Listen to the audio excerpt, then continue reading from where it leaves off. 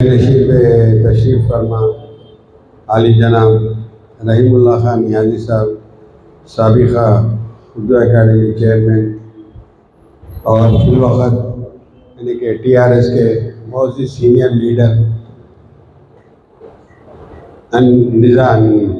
Niazi foundation के chairman और दीगर जो है सो हमारे सरफराज खान साहब, गुलामान मुस्तफ़ा कमेटी के सदर, बेहतरीन जो है सो इनको मिलत की फ़िक्र रहती, जज्बात हैं, आशिक़ रसूल भी हैं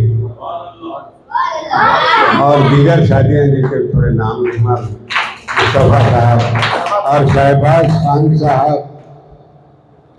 खान साहब जो नियाज़ी फाउंडेशन के MD हैं, जनरल सेक्रेटरी हैं और दीगर साथियाँ जो लोग इस प्रोग्राम के लिए हाजिर हुए और मेरे प्यारे बच्चों,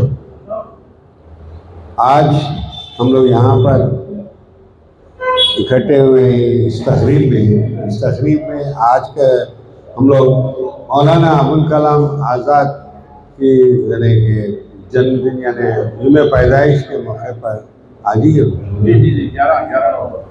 11 नवंबर को हमारे अबुल कलाम आज़ाद साहब 1888 1800 बच्चे इधर मत देखो आप लोग, बड़े लोग हम तवज्जो से सुनिए, मैं दो ही बातें करता हूँ, ज़्यादा बात नहीं करता।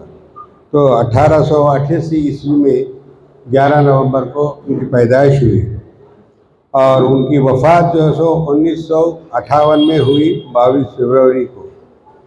तो इनके वालिदा मोहतरमा में जो स्टडी किया कि अरब के जो है सो मक्के वहाँ के एक शेख की बेटी थी और इनके वालिद साहब का नाम खैरुद्दीन अल हुसैन आज़ाद था।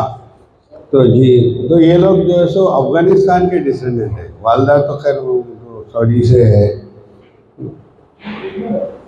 ये बहुत बड़े जो है सो इंडियन स्कॉलर थे और उन्होंने अरेबिक, पर्शियन ये लैंग्वेजेस में तालीम हासिल की और एजुकेशन उनका अल अज़हर यूनिवर्सिटी में हुआ 1905 से लेकर 1907 तक।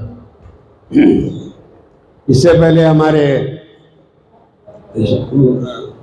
शहबाज खान साहब ने बहुत तफसील से यानी कि बहुत अच्छी जो सो स्पीच दिए, तो मैं उनका तो उससे वो नहीं कर सकता, लेकिन मुझे बुलाया गया, मैं दो बातें करता हूँ।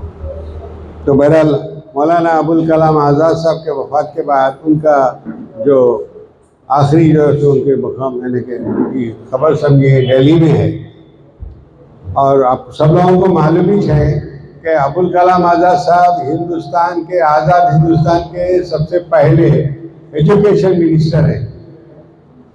अभी शहबाज खान साहब भी बहुत ही जो है सो डिटेल में उनके बारे में बोले हैं और इन्होंने जो है सो बहुत बड़े बच्चे इधर देखो, बड़े लोग तो अच्छा सुन रहे हैं गौर से मगर, हाँ।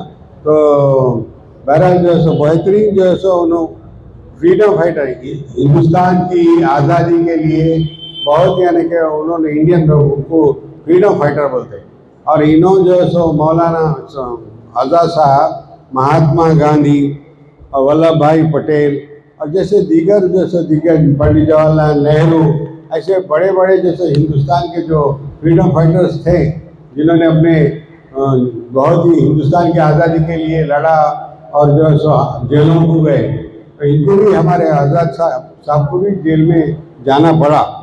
तो बहरहाल इन्होंने अच्छे एक पोएट भी थे और लिखते भी हैं। तो ये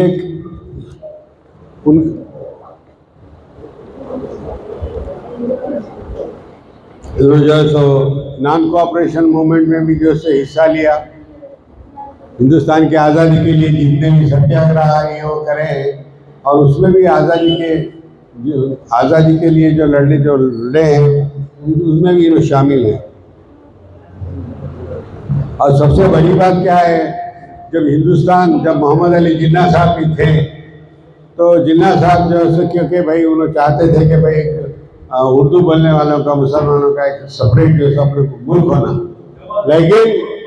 लेकिन मौलाना अबुल कलाम आज़ाद साहब इससे मुतफिक नहीं थे और उन्होंने नहीं चाहते थे कि हिंदुस्तान और पाकिस्तान यानी अलग अलग कंट्रीज बने, वो चाहते थे कि मुत्तहिदा हिंदुस्तान हो। यानी कि बहुत बड़े जो सो नेशनल लीडर थे उन्होंने, और बहुत बड़ी बात है आज़ादी के बाद में उनके खिदमात को, उनकी यानी कि एलिजिबिलिटी देख के उनको पहले एजुकेशन मिनिस्टर बनाया गया।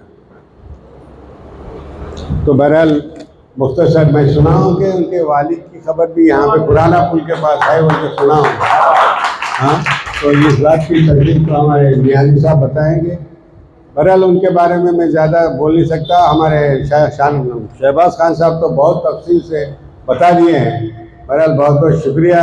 मैं इससे मैं अपनी तकरीर ख़त्म करता हूँ। मैं शुक्रिया अदा करता हूँ नियाज़ी साहब, शहबाज खान साहब जो मुझे मौका दिए। शुक्रिया, जज़ाकल्लाह। सलाम।